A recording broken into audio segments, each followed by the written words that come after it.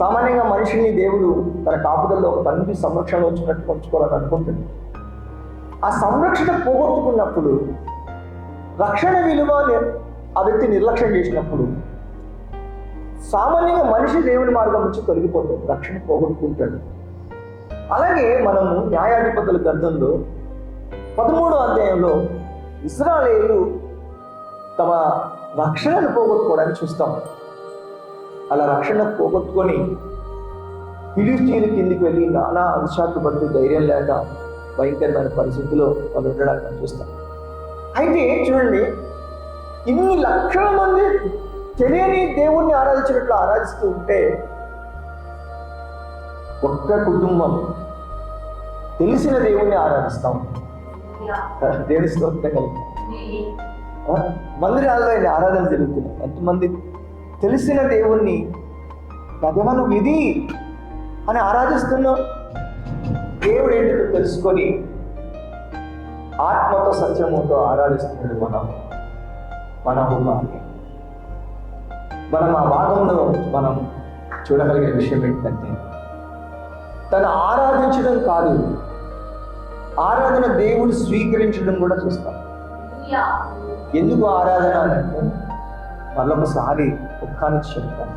ఎందుకు ఆరాధన అంటే దేవుడు ఎన్నో విషయాలు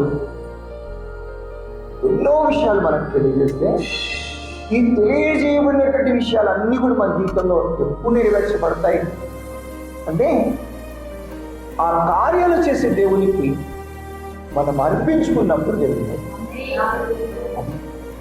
ఈ అర్పించుకున్న దేవుడు అంటే కార్యాలు చేసే దేవునికి ఆ దేవుని విధుల్లో నడిచేటువంటి వ్యక్తులు కావాలా. అటు దేవుని విధుల్లో నడుచుకునేటువంటి వ్యక్తే తాను ఆరాధికుడైనటువంటి వ్యక్తి. దేవుని స్తోత్రం కలుగుతాను. ఎందుకంటే రాతి మీద నైవేద్యం పెట్టినటువంటి మనోహ అతని గురించి మనం చూస్తే, అతను అడిగిన విషయం ఇదే, మాకున్న పరిస్థితి ఇది, నువ్వు చేయబోయే కార్యము ఇది అని చెప్పావు. మరి నువ్వు చేసే కార్యానికి మేము ఏ విధంగా నడుచుకోవాలని చెప్పాడు. నువ్వు చేయబోయే కార్యానికి మేము ఏ విధంగా అంటే విశ్వాసాన్ని అర్పిస్తున్నాడు. అక్కడ హేబేలు చేసింది కూడా అదే. ఆదివారం క్రైస్తవుడు మందిరానికి వచ్చి చేసేది ఏంటిదో తెలుసా అండి? ఇంత సుందరుడైన దేవుడు నువ్వు, ఇంత మంచి దేవుడు, ఇంత గొప్ప దేవుడు, నీ మంచితనం అంతా నేను చూడడానికి నీకు నేను ఏం అర్పించాలా? అది ఆరాధన. దేవుని మంచితనం చూడడానికి మనం ఏం అర్పించాలా అంటే ఎలా విశ్వాసులుగా ఉండాలా, అదే ఆరాధన. విశ్వాసులుగా ఉండడం కొరకే ఆరాధన. హేబేలు మనకు తెలుసు కదా, బలిపీఠం దగ్గర నుంచి వెళ్ళిన తర్వాత అన్న వచ్చి అతనితో మాట్లాడుతూ ఒక శోధన వచ్చి ప్రాణం మీదకి తెచ్చుకున్నంత పరిస్థితులు వచ్చినప్పటికి కూడా ఎలా నడుచుకున్నాడు? విశ్వాసంగా నడుచుకున్నాడు. అంతేనా? విశ్వాసంగా నడుచుకున్నాడు. ఎందుకు నడుచుకున్నాడు అంటే అంతకు ముందే బలిపీఠం దగ్గర దేవుడు చేసే కార్యానికి సమర్పించుకున్నాడు. నువ్వు ఎందుకు బలలో చేస్తావంటే, నువ్వెందుకు ఆరాధికురాలుగా ఉంటావంటే, దేవుని ఆరాధించే వ్యక్తిగా ఉంటావంటే కారణం ఎందుకు తెలుసా అండి? దేవుడు చేసేటువంటి కార్యాలకు నువ్వు నేను భాగస్థలం అవుతాము అని చెప్పని ఆ శిలువలో ఆయనతో కలిసి అర్పించబడుటే ఆరాధన. ఇదే మనం చేస్తే దేవుడు నాకు మాట్లాడినప్పుడు నేను దేవా ఓకే, నేను కూడా నువ్వు ఇట్లా చెప్పావు కదా నువ్వు ఇట్లా చెప్పావు కదా, నేను అట్లా చేసి చూస్తా. ఇదిగో నేను ప్రాక్టికల్గా నేను ఈ సిద్ధిని పొందాలనుకుంటున్నా.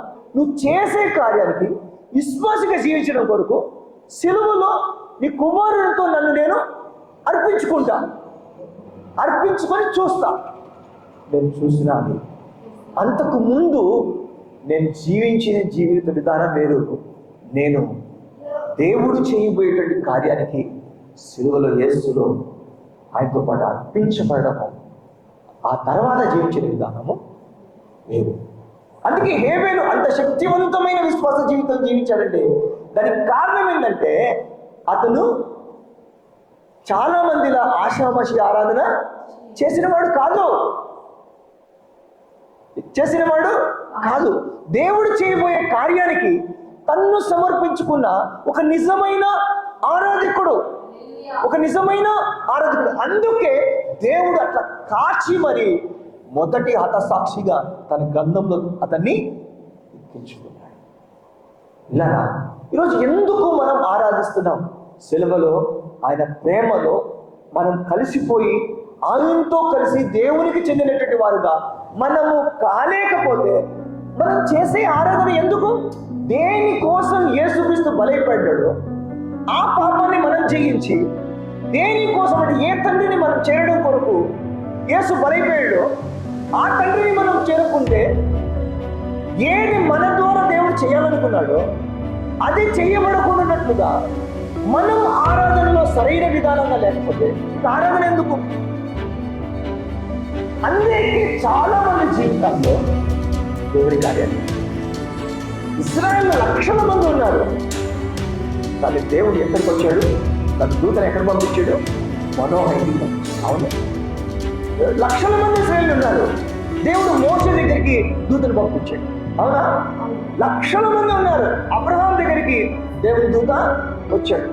ఎక్కడైనా చూడండి లక్షల మంది ఉన్నారు, కానీ గాబ్రియలు ఎక్కడికి వచ్చాడు? మరియ దగ్గరికి వచ్చాడు. కారణం ఏంటి చెప్పండి? ఆరాధికుడు దేవునికి